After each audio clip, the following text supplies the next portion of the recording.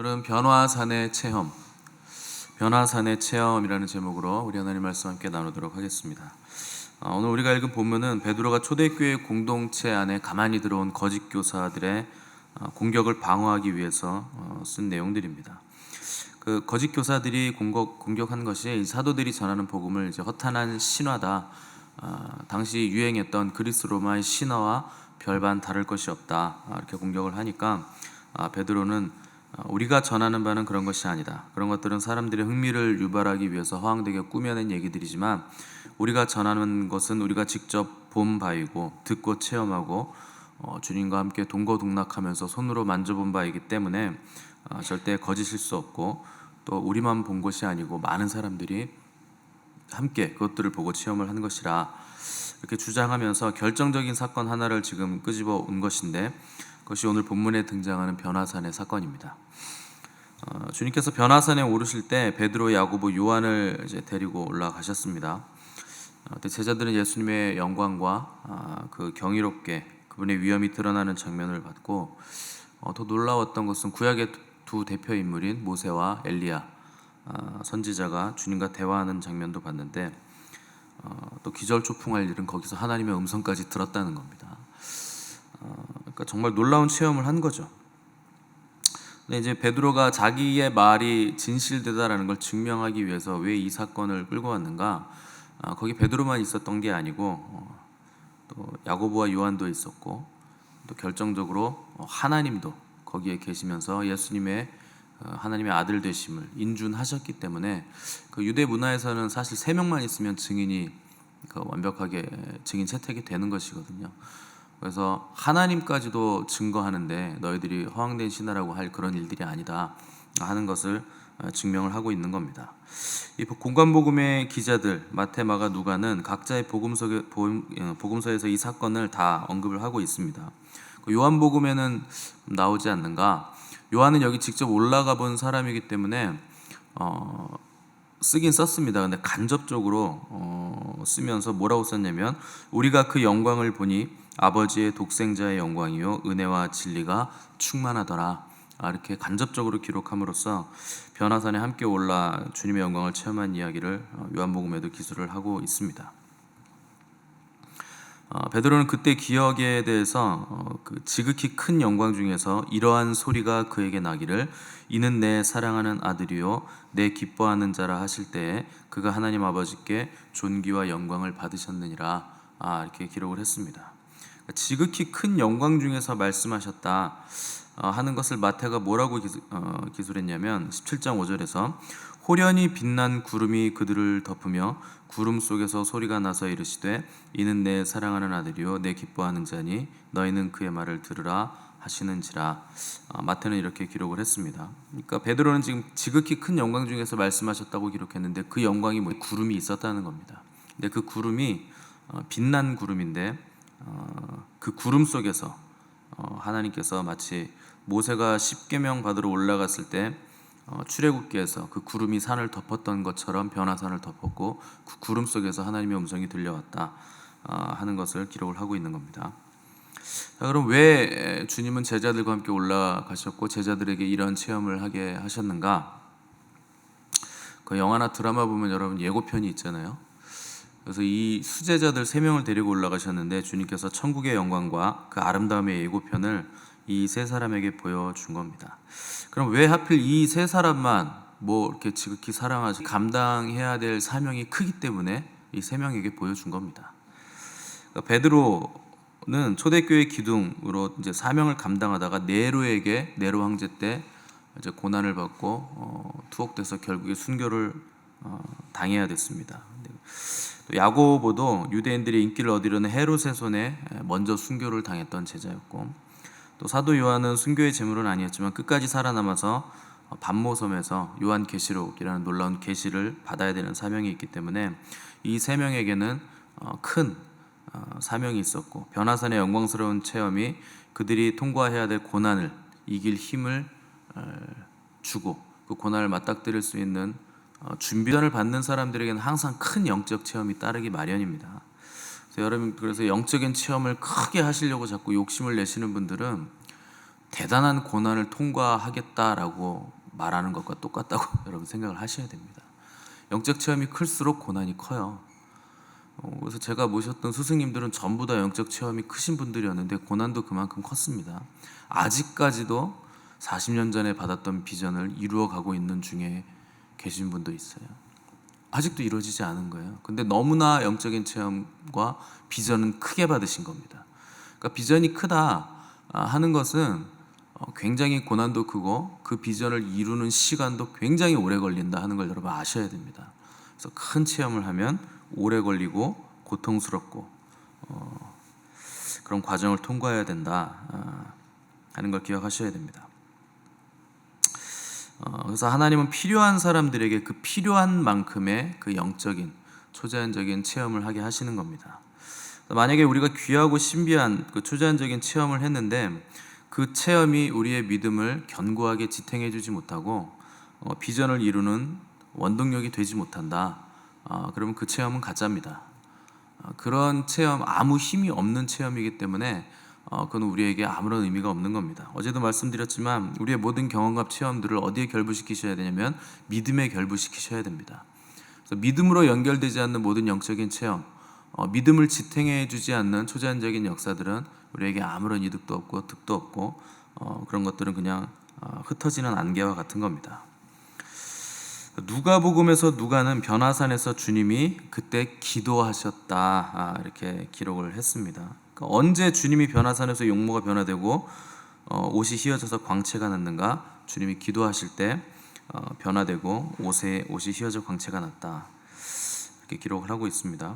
자, 마가복음에서는 그들 앞에서 변형되사 그 옷이 광채가 나며 세상에서 빨래하는 자가 그렇게 희귀할 수 없을 만큼 매우 휘어졌더라 이렇게 기록을 했습니다. 그러니까 얼굴하고 몸만 변한 것이 아니고 옷까지 이 땅의 옷이 아닌 광채와 이 땅의 흰색이 아닌 그런 색깔로 휘어졌다 이렇게 표현을 하고 있고 변형되셨다 이렇게 기록을 하고 있습니다. 이게 변형이라는 말이 나오는데 이건 뭐 겉모습이 그냥 보기에 변했다는 게 아니고 본질이 바뀌었다는 뜻입니다.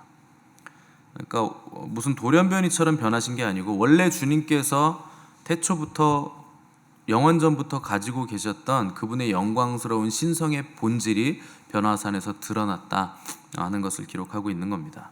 자, 그럼 어떤 본질인가? 뭐 정확하게는 알 수 없죠. 근데 사도 바울은 빌립보서 2장 6절 이하에서 그는 근본 하나님의 본체시나 하나님과 동등됨을 취할 것으로 여기지 않으시고 자기를 비워 종의 형체를 가지셨다 이렇게 기록하고 있습니다. 그러니까 원래 하나님과 동등한 하나님의 본체이신 그분의 본질, 그 본질로 변화산에서 잠깐 변화되셨다, 잠시 돌아가셨다 하는 것을 우리가 알 수 있습니다. 그분이 완전히 부활하시고 나서 그분의 본질을 회복하셨을 때의 모습을 이 변화산에 올랐던 제자 중에 하나인 사도 요한이 체험을 하고 그 장면을 봤는데 이렇게 기록을 했습니다. 촛대 사이에 인자 같은 이가 발에 끌리는 옷을 입고 가슴 불꽃 같고 그의 발은 풀무불에 단련한 주석 같고 그의 음성은 많은 물소리와 같고 그의 입에서 좌우에 날선 검이 나오고 그 얼굴은 해가 힘있게 비치는 것 같더라. 이 신성의 본질을 회복하신 주님의 모습을 사도 요한이 반모섬에서 요한계시록에 기록해 놓은 모습입니다. 인터넷에 보니까 누가 이 모습을 포토샵으로 그대로 그려놓은 분이 있더라고요. 입에 칼이 이렇게 나오고 있고 눈이 부리고 옷이 막 끌리고 얼굴에 해가 힘있게 비치고 뭐 이런 것들을 그려놨는데 이거는 이제 뭐 정말 그런 물질적인 것들이 그렇다라고는 볼 수 없습니다. 그런데 이 내용들을 보시면 예수님이 다시 오실 때는 엄위하신 심판주로 오신다 하는 것을 우리가 알 수 있습니다.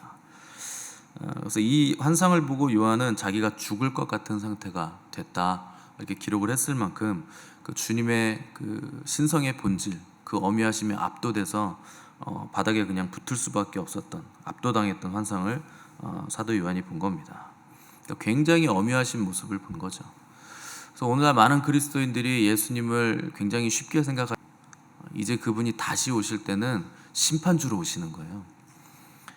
그래서 오늘날 사람들이 은혜만 강조하는 반쪽짜리 복음에 자꾸 중독이 돼가지고 이 물탄 복음을 듣다 보니까 이 우리 주님의 공의와 그분의 어미하심과 그 신성, 다시 오시는 재림주로 오실 때는 심판주로 오신다는 것을 자꾸 망각하는데, 그러다 큰 코 다칩니다.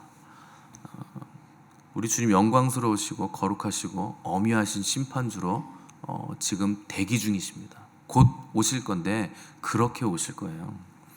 그러니까 여기서 찬양 집회에서 찬양하시는 그 청년들 뛰면서 찬양하는 거 보면 뭐 나는 주의 친구 이러면서 굉장히 기뻐하시는데, 그분이 지금 오실 때는 친구로 오시는 거 아니에요. 초림 때는 그렇게 오셨을 수도 있죠. 다시 오실 때는 친구로 오시는 거 아닙니다. 재림주로 오시는 거, 심판주로 오시는 겁니다. 그분의 친구가 될 수 있는 사람은 오직 거룩한 자들만이 그분의 친구가 되는 겁니다. 그래서 스가랴서에 보면 오직 거룩한 자들만이 주와 함께 서리라. 마지막 때는 거룩한 자들만이 주와 함께 서리라고 기록하고 있고, 거룩함이 없이는 아무도 주를 보지 못하리라, 이렇게 성경이 기록을 하고 있습니다. 그래서 여러분, 재림주로 오시는 주님의 엄유한 심판주라는 것을 기억하셔야 되고, 그때는 모든 숨겨진 것, 감추인 것들이 다 드러나게 된다는 것을 반드시 기억하셔야 됩니다. 지금 우리가 감추고 있는 거, 지금 여러분 감추고 있는 그거 다 드러나는 거예요. 우리가 지금 찰나에 스치는 생각으로 짓고 있는 죄들, 남을 판단하는 것들, 아주 작은 것까지 다 드러나는 겁니다. 지금 우리가 안 그런 척하고 괜찮은 척하고 있는데 그때는 숨길 수 없다는 겁니다. 사람들은요, 본능적으로 자기를 숨깁니다.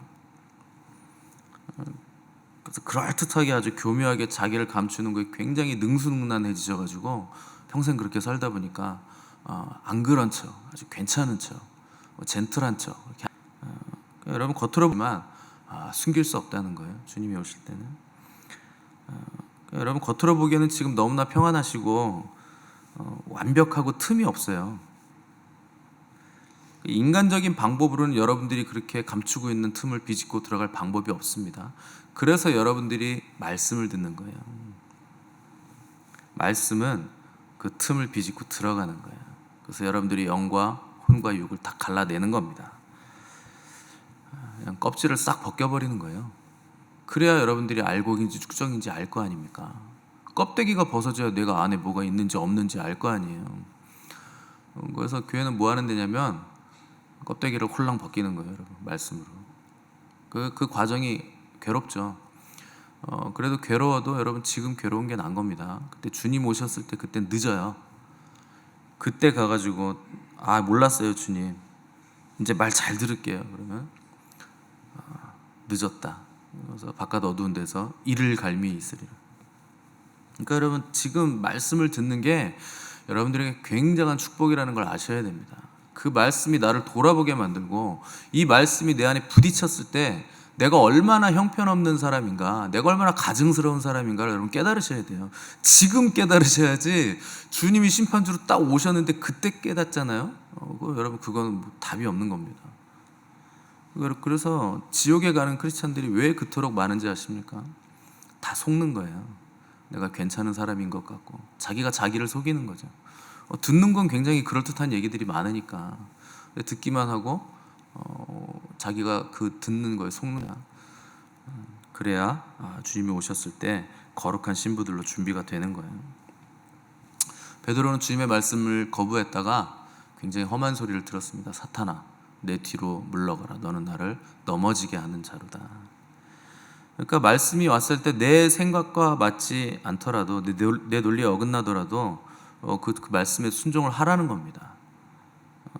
그러지 않으면 사탄이 되는 거예요. 거짓을 말하면 사탄이 되는 것이고, 왜냐하면 거짓의 아비가 사탄이기 때문에 여러분 삶 속에서 잔잔한 거짓말들, 뭐 이 정도는 거짓말도 아니야, 막 이런 거짓말을, 거짓말을 말하는 순간 내가 사탄의 자식이 되는 거죠. 그게 반복되면 그냥 사탄화 되어 가는 겁니다. 그래서 거짓말은 그 습관이 되시면 안 돼요. 빨리 여러분 그거 바꾸셔야 됩니다. 아브라함도 처음엔 잔잔한 거짓말 많이 하는 사람이었어요. 자기 아내를 누이라고 2번이나 거짓말 하잖아요. 그게 습관입니다. 습관. 그게 이제 방어 기제. 어떤 내가 위험한 일을 딱 맞닥뜨렸을 때 내가 이걸 빨리 빠져나가기 위해서 거짓말을 하는 습관이 있다는 거죠. 그런 것들 내가 뭔지 빨리 말씀 앞에서 나를 비춰서 빨리 그걸 버리셔야 됩니다. 말씀만이 진리이고 말씀만이 우리를 살려주는 거예요. 여러분 주일에 말씀 듣고 매일 나와가지고 말씀 듣는 거 이게 아무것도 아닌 것 같지만 1년 지나고 10년 지나보세요.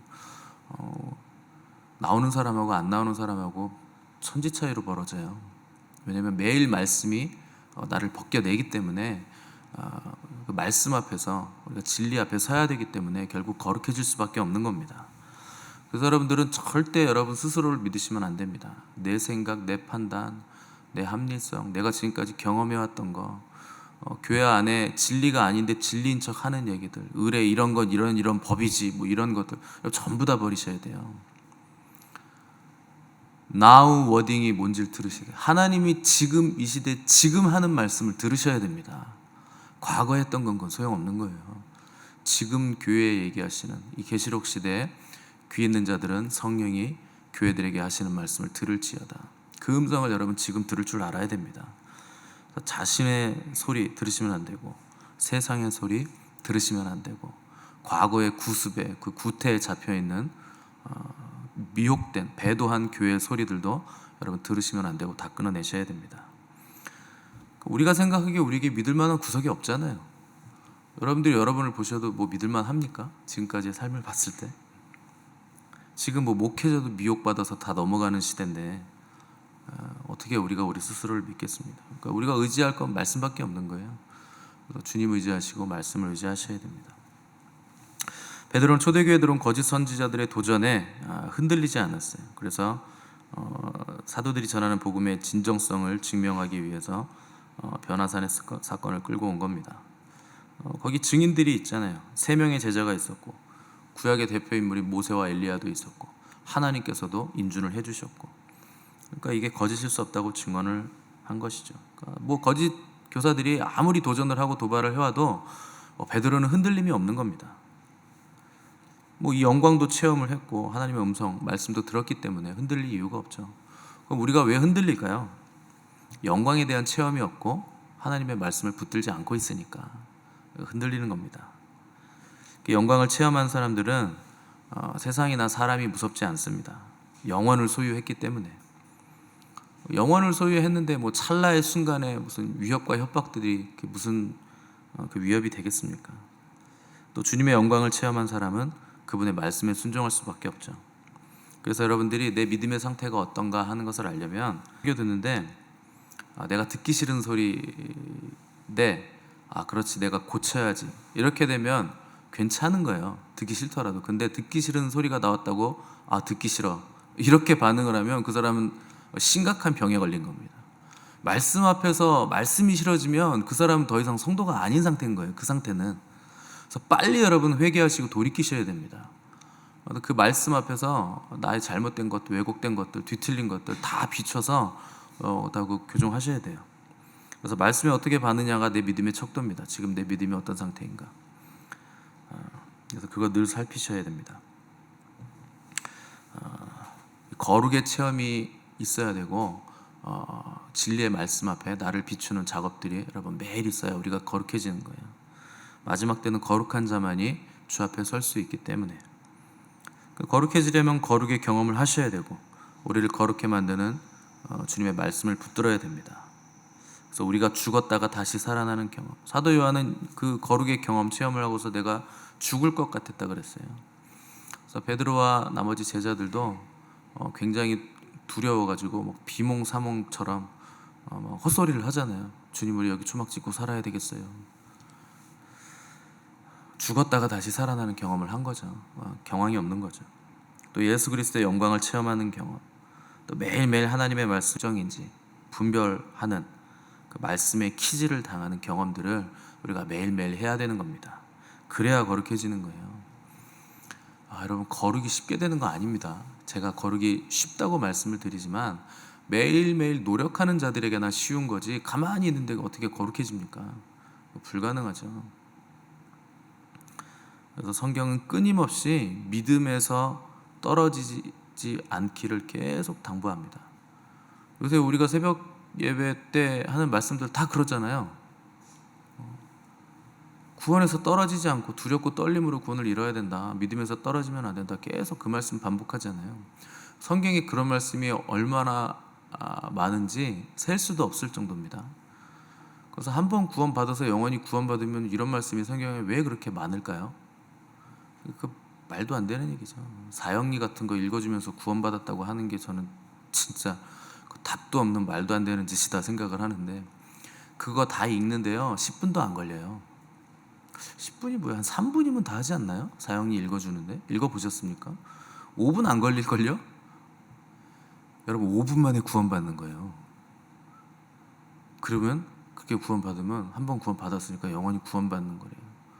그럼 뭐 이 성경이 이렇게 두꺼운 게 무슨 소용이 있습니까? 그렇게 한번 하고 말면 될걸? 그 왜 구원에서 떨어지지 않게 두려워하라 그러고, 믿음에서 떨어졌다 그러고, 첫사랑에서 떨어졌다 그러고, 뭐 그런 얘기 뭐 하려고 합니까? 그냥 성경을 읽어도 그냥 대충 읽는 거예요. 두렵고 떨림으로 보셔야 돼요. 이 말씀이 우리에게 주시는 말씀이라는 거 아셔야 됩니다. 거룩해지시길 바라고, 또 말씀 앞에서 나를 다 샅샅이 낱낱이 드러내시기를 바라고, 그 말씀의 칼이 우리의 영과 흠과 골수를 완전히 분리하고 잘라내버리도록 여러분 말씀 앞에 나를 들이시기를 바라서, 그때 땅을 치며 후회하는 일이 없는 거예요. 지금 주님 앞에서 돌아보시기를 바라고, 거룩하고 정결한 교회로 신부로 준비되시는 은혜가 저 여러분에게 있기를 간절히 바랍니다. 함께 기도하겠습니다.